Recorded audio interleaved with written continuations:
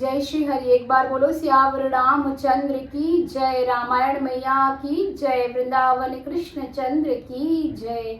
जय श्री सत्यनारायण भगवान की। मंगल भवन अमंगल हारी, द्रवहु सुदशरथ अजर बिहारी। कवन सुकाज कठिन जग माही, जो नहीं होते ताते तुम पाही। मैं जाना तुम्हारे गुणशीला, कहु सुनहु अब रघुपति लीला। सुनि मुनि आज समागम तोरे, कही न जाई जस सुख मन मोरे। रामचरित अति अमित मुनीसा, कही न सकहि सत्य कोटि अहिसा। तदपि जथाश्रुत कहु बखानी, सुमेरि गिरापति प्रभु धनु पानी। सादर दारु नारी सम स्वामी, रामु सूत्रधारि अंतर्जामी। जेहि पर कृपा करहि जनु जानी, कबि उर उजिर न चावहि बानी। प्रणवउ सोई कृपाल रघुनाथा, बरनउ विशदिता सुगुण गाथा। परम रम्य गिर बरु कैलाशु, सदा जहाँ शिवे उमा निवासु।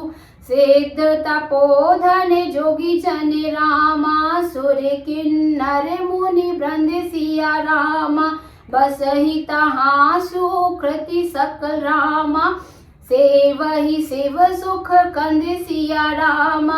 हरिहर विमुख धर्म रति नाही, ते नर तह सपनेहु नहीं जाहि। तेहि गिरि पर्वत बिटप विशाला, नित्य नूतन सुंदर सबि काला। त्रिविध समीर सुशीतल छाया, शिव विश्राम विटप श्रुति गाया। एक बार तेहि तर प्रभु गयउ, तरु बिलोकी और अति सुख भयउ। निज कर दासी नागर पुछाला, बैठे सहजहि शंभु कृपाला। कुंदु इंदु दर गौर शरीरा, भुज प्रलंब परिधन मुनि चीरा। तरुण अरुण अम्बुज सम चरना, नख दुति भगत हृदय तमे हरिना। भुजग भूति भूषण त्रिपुरारी, आननु सरद चंद छबिहारी। जटा मुकुट सुर सरित सिर, लोचन नलिन विशाल। नीलकंठ लावण्य निधि, सोह बाल विधुभाल। पर बोलो सियावर रामचंद्र की जय। आइए अब जानते हैं इसके अर्थ को।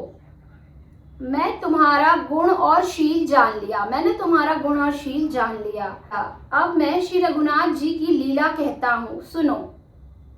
हे मुनि सुनो, आज तुम्हारे मिलने से मेरे मन में जो आनंद हुआ है वह कहा नहीं जा सकता है।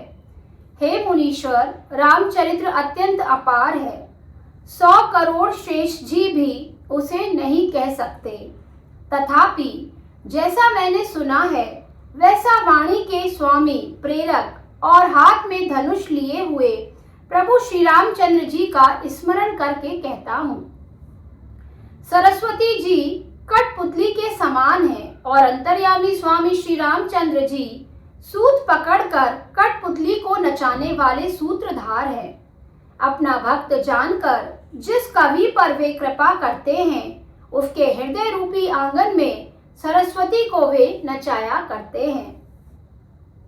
उन्हीं कृपालु श्री रघुनाथ जी को मैं प्रणाम करता हूँ और उन्हीं के निर्मल गुणों की कथा कहता हूँ।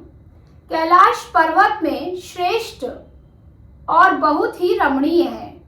कैलाश पर्वतों में श्रेष्ठ और बहुत ही रमणीय है, जहाँ शिव पार्वती सदा निवास करते हैं। सिद्ध तपस्वी योगी गण, देवता, किन्नर और मुनियों के समूह उस पर्वत पर रहते हैं। वे सब बड़े पुण्यात्मा हैं और आनंद कंद श्री महादेव जी की सेवा करते हैं। जो भगवान विष्णु और महादेव जी से विमुख है और जिनकी धर्म में प्रीति नहीं है, वे लोग स्वप्न में भी वहां नहीं जा सकते। उस पर्वत पर एक विशाल बरगद का पेड़ है जो नित्य नवीन और सब काल अर्थात 6 ऋतुओं में सुंदर रहता है।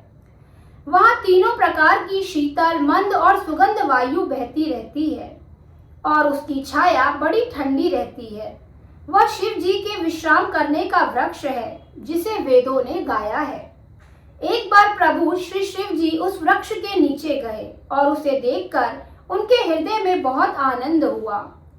अपने हाथ से बागंबर बिछाकर कृपालु शिव जी स्वभाव से ही बिना किसी खास प्रयोजन के वहां बैठ गए।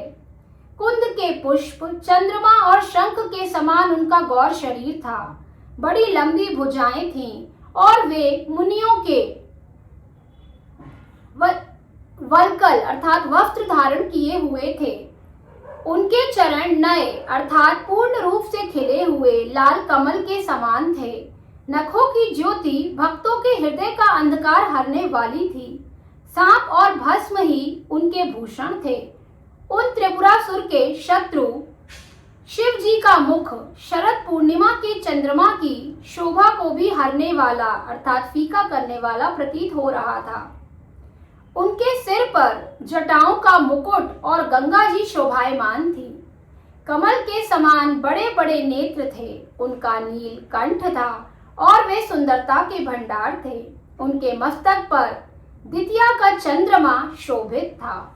एक बार बोलो सियावर रामचंद्र की जय, रामायण मैया की जय, बाबा काशी विश्वनाथ की जय। नमः पार्वती पते हर हर महादेव। जय श्री राम, जय श्री राम, जय जय श्री राम।